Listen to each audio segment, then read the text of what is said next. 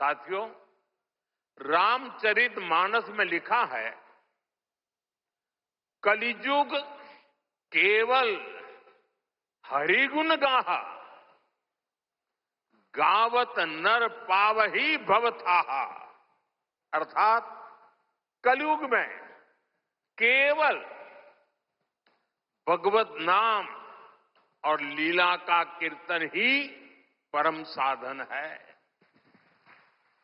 उसके गायन कीर्तन से भव सागर से मुक्ति हो जाती है। हमारे समाज में मंत्रों का, गीता के श्लोकों का पाठ तो शताब्दियों से हो रहा है, पर जब 1,00,000 कंठ एक स्वर में इन श्लोकों का ऐसा उच्चारण करते हैं, जब इतने सारे लोग गीता जैसे पुण्य ग्रंथ का पाठ करते हैं, जब ऐसे दैवीय शब्द एक स्थान पर एक साथ गूंजते हैं, तो एक ऐसी ऊर्जा निकलती है जो हमारे मन को, हमारे मस्तिष्क को एक नया स्पंदन, एक नई शक्ति देती है। कर्नाटका की इस भूमि पर यहां के स्नेहीजनों के बीच आना मेरे लिए सदा ही एक अलग अनुभूति होती है। और उडुपी की धरती पर आना तो हमेशा अद्भुत होता है।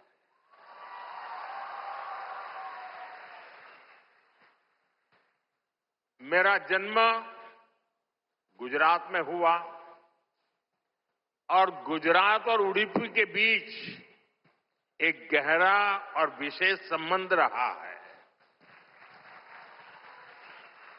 मान्यता है कि यहां स्थापित भगवान श्री कृष्ण के विग्रह की पूजा पहले द्वारका में माता रुक्मिणी करती थी। बाद में जगत गुरु श्री मध्वाचार्य जी ने इस प्रतिमा को यहां प्रस्थापित किया। और आप तो जानते हैं, अभी पिछले ही वर्ष मैं समुद्र के भीतर श्री द्वारका जी का दर्शन करने गया था। वहां से भी आशीर्वाद ले आया। आप खुद समझ सकते हैं कि मुझे इस प्रतिमा के दर्शन करके क्या अनुभूति हुई होगी। इस दर्शन ने मुझे एक आत्मीय आध्यात्मिक आनंद दिया है। साथियों, उडुपी आना मेरे लिए एक और वजह से विशेष होता है। उडुपी जनसंघ और भारतीय जनता पार्टी के सुशासन की, मॉडल की कर्मभूमि रही है। 1968 में उडुपी के लोगों ने जनसंघ के हमारे वीएस आचार्य जी को यहां की नगरपालिका परिषद में विजयी बनाया था। और इसके साथ ही उडुपी ने एक नए गवर्नेंस मॉडल की नींव भी रखी थी। आज हम स्वच्छता के जिस अभियान को राष्ट्रीय रूप देख रहे हैं, उसे उडुपी ने 5 दशक पहले अपनाया था। जय श्री कृष्ण। भगवान श्री कृष्ण के दिव्य दर्शनों की संतुष्टि, श्रीमद् भगवद गीता के मंत्रों की ये आध्यात्मिक अनुभूति और इतने सारे पूज्य संतों, गुरुओं की ये उपस्थिति मेरे लिए परम सौभाग्य है। मेरे लिए ये असंख्य पुण्यों को प्राप्त करने जैसा है। और जो मुझे सम्मान दिया गया, मेरे लिए जो भाव प्रकट किए गए, शायद मुझे इतने आशीर्वाद मिले कि मेरे लिए जो कहा जाता है मैं उससे योग्य बनूं और ज्यादा काम करूं और मुझसे जो अपेक्षाएं हैं उसे मैं पूर्ण करूं। भाइयों बहनों, अभी 3 दिन पहले ही मैं गीता की गुरु धरती कुरुक्षेत्र में था। अब आज भगवान श्री कृष्ण के आशीर्वाद और जगत गुरु श्री मध्वाचार्य जी के यश की इस भूमि पर आना मेरे लिए परम संतोष का अवसर है।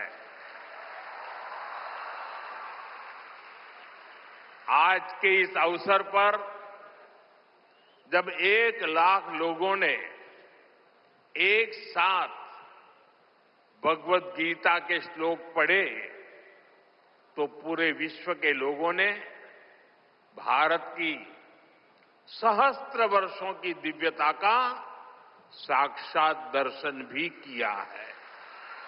साथियों, आज के दिन विशेष रूप से मैं परम पूज्य श्री श्री सुगुणेन्द्र तीर्थ स्वामी जी को प्रणाम करता हूं। उन्होंने लक्ष्य कंठ गीता के इस विचार को इतने दिव्य रूप में साकार किया है। पूरे विश्व में लोगों को अपने हाथ से गीता लिखने का विचार देकर उन्होंने जिस कोटि गीता लेखन यज्ञ की शुरुआत की है, वो अभियान सनातन परंपरा का एक वैश्विक जन आंदोलन है। जिस तरह से हमारा युवा भगवत गीता के भावों से, इसकी शिक्षाओं से जुड़ रहा है, वो अपने आप में बहुत बड़ी प्रेरणा है। सदियों से भारत में वेदों, उपनिषदों और शास्त्रों के ज्ञान को अगली पीढ़ी तक पहुंचाने की परंपरा रही है और ये कार्यक्रम भी इसी परंपरा का भगवत गीता से अगली पीढ़ी को जोड़ने का एक सार्थक प्रयास बन गया है। साथियों, यहां आने से 3 दिन पहले मैं अयोध्या में भी था। 25 नवंबर को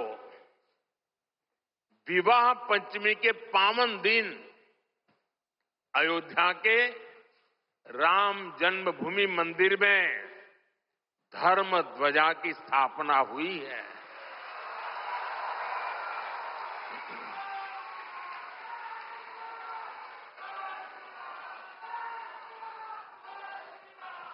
अयोध्या से उडुपी तक असंख्य राम भक्त इस दिव्यतम और भव्यतम उत्सव के साक्षी बने हैं। राम मंदिर आंदोलन में उडुपी की भूमिका कितनी बड़ी है, सारा देश इसे जानता है। परम पूज्य स्वर्गीय विश्वेश तीर्थ स्वामी जी ने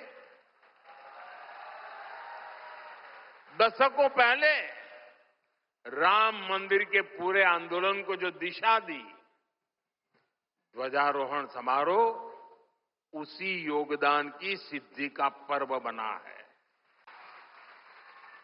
उडुपी के लिए राम मंदिर का निर्माण एक और कारण से विशेष है। नए मंदिर में जगत गुरु मध्वाचार्य जी के नाम पर एक विशाल द्वार भी बनाया गया है। भगवान राम के अनन्य भक्त जगतगुरु मध्वाचार्य जी ने लिखा था, रामाय शाश्वत सुविस्तृत षड्गुणाय सर्वेश्वराय बलवीर्य महारणावाय, अर्थात भगवान श्री राम 6 दिव्य गुणों से विभूषित सर्वेश्वर और अपार शक्ति साहस के सागर है।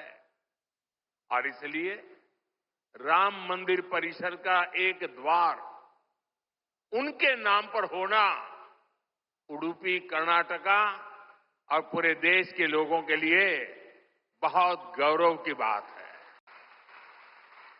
साथियों, जगतगुरु श्री मध्वाचार्य जी भारत के द्वैत दर्शन के प्रणेता और वेदांत के प्रकाश स्तंभ है।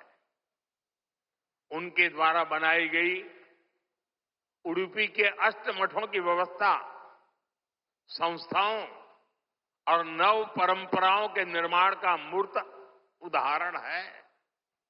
यहां भगवान श्री कृष्ण की भक्ति है, वेदांत का ज्ञान है और हजारों लोगों की अन्न सेवा का संकल्प है। एक तरह से ये स्थान ज्ञान, भक्ति और सेवा का संगम तीर्थ है।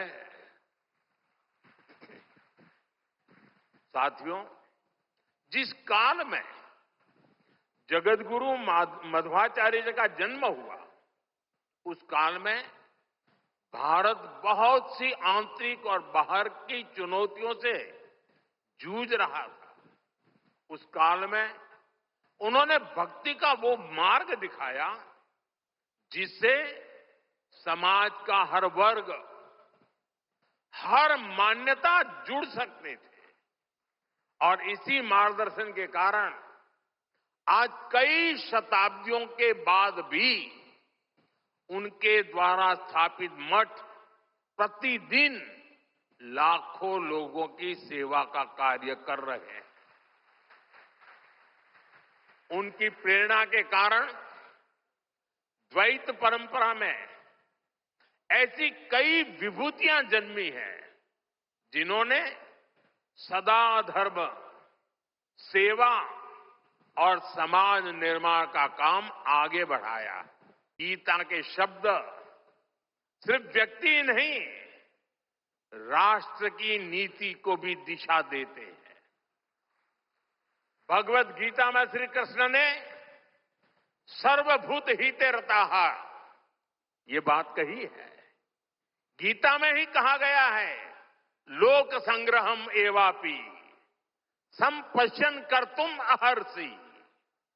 इन दोनों ही श्लोकों का अर्थ यही है कि हम लोक कल्याण के लिए काम करें।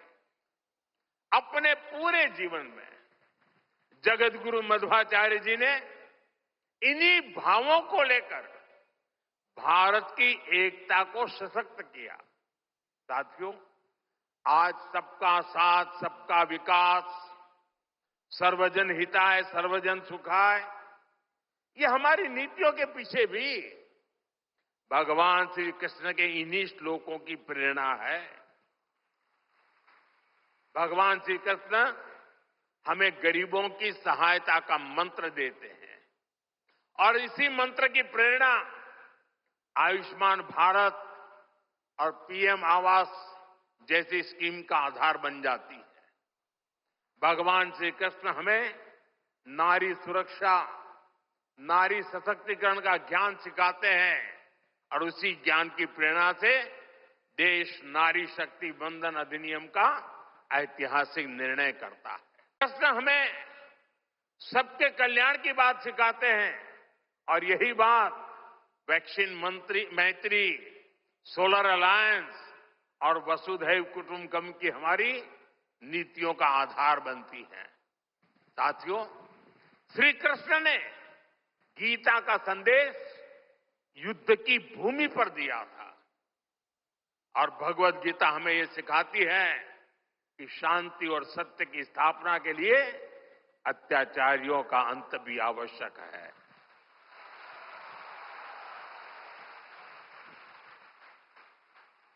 राष्ट्र की सुरक्षा नीति का मूल भाव यही है।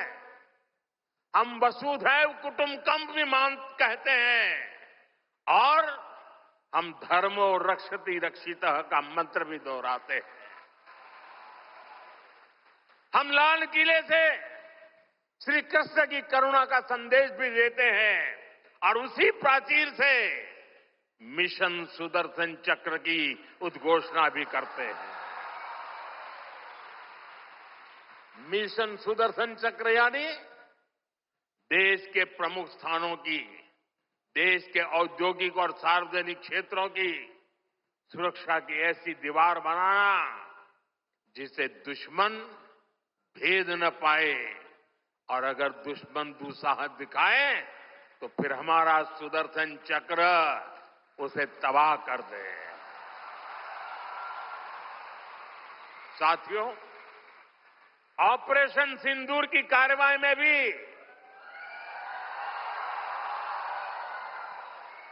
देश ने हमारा ये संकल्प देखा है। पहलगाम के आतंकी हमले में कई देशवासियों ने अपना जीवन गंवाया। इन पीड़ितों में मेरे कर्नाटका के भाई बहन भी थे। लेकिन पहले जब ऐसे आतंकी हमले होते थे तो सरकारें हाथ पर हाथ रखकर बैठ जाती थी। लेकिन ये नया भारत है, ये न किसी के आगे झुकता है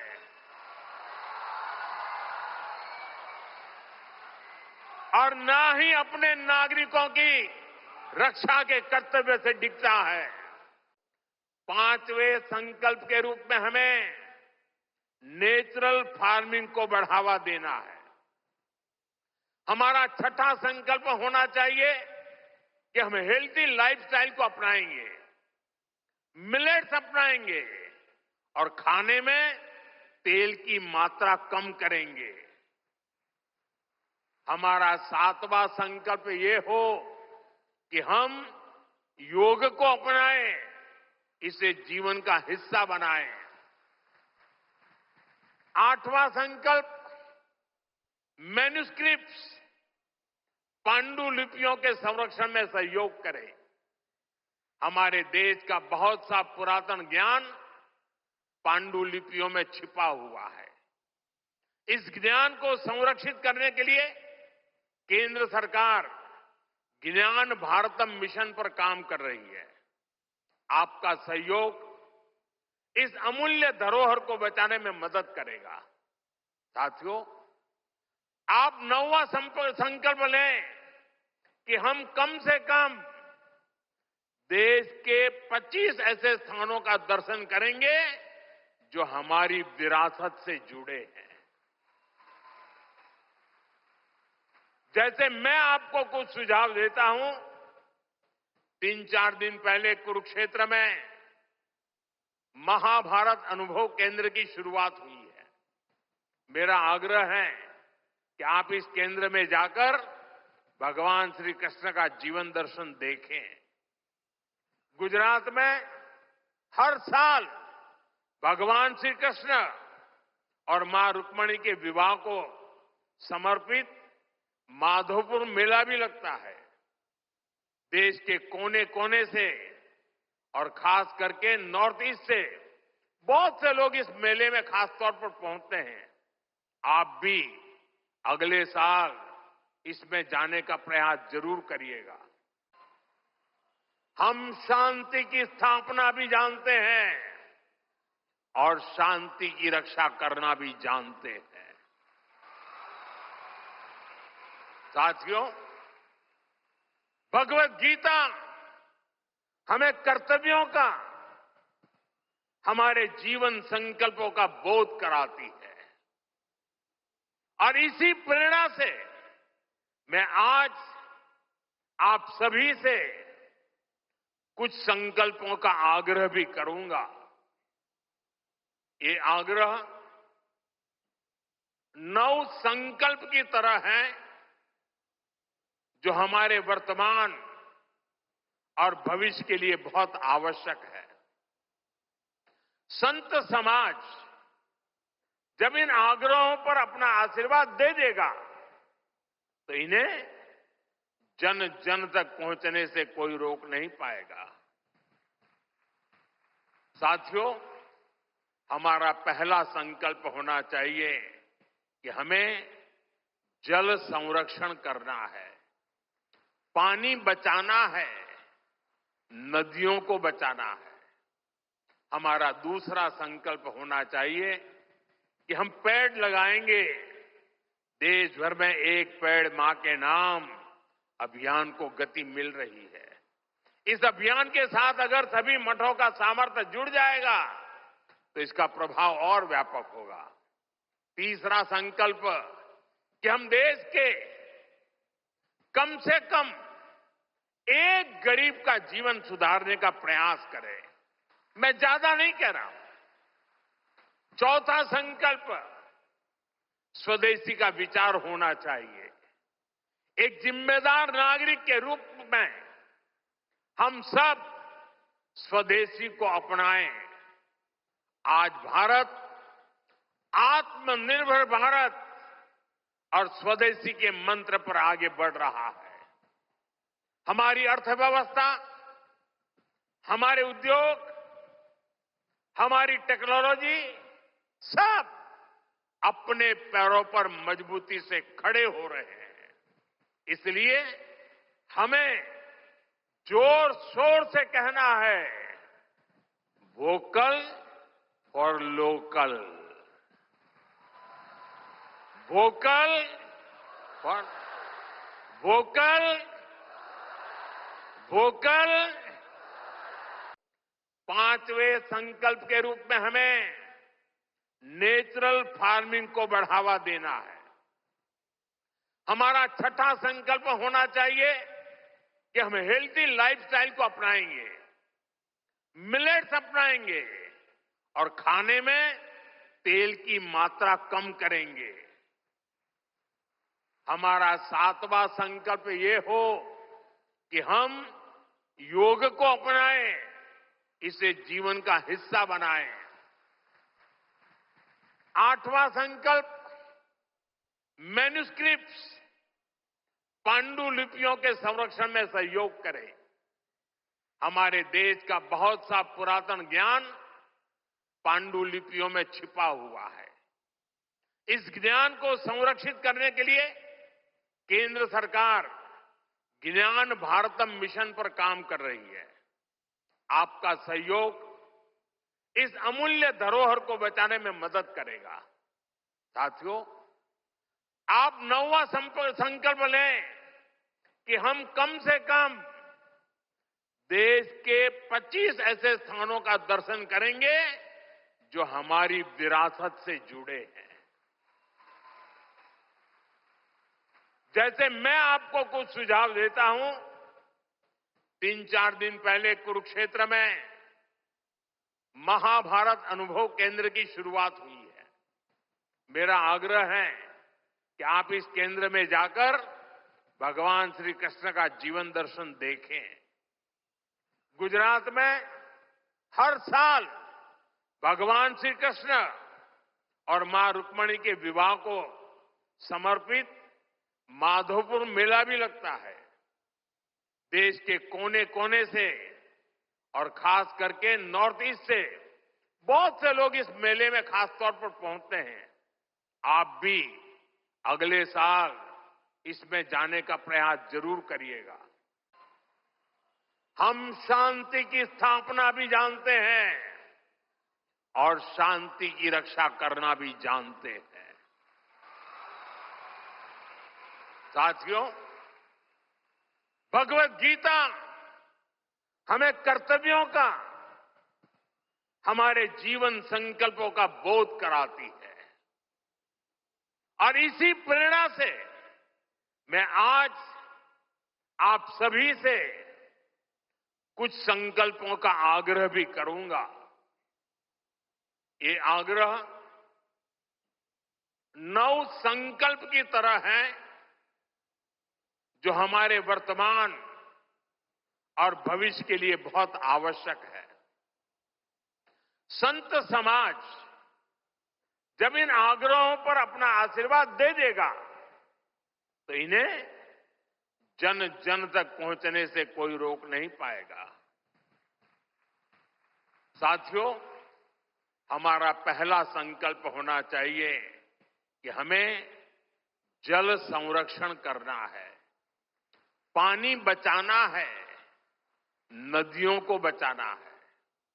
हमारा दूसरा संकल्प होना चाहिए कि हम पेड़ लगाएंगे। देश भर में एक पेड़ मां के नाम अभियान को गति मिल रही है। इस अभियान के साथ अगर सभी मठों का सामर्थ्य जुड़ जाएगा तो इसका प्रभाव और व्यापक होगा। तीसरा संकल्प कि हम देश के कम से कम एक गरीब का जीवन सुधारने का प्रयास करें। मैं ज्यादा नहीं कह रहा हूं। चौथा संकल्प स्वदेशी का विचार होना चाहिए। एक जिम्मेदार नागरिक के रूप में हम सब स्वदेशी को अपनाएं। आज भारत आत्मनिर्भर भारत और स्वदेशी के मंत्र पर आगे बढ़ रहा है। हमारी अर्थव्यवस्था, हमारे उद्योग, हमारी टेक्नोलॉजी सब अपने पैरों पर मजबूती से खड़े हो रहे हैं। इसलिए हमें जोर शोर से कहना है, vocal for local, vocal for vocal, vocal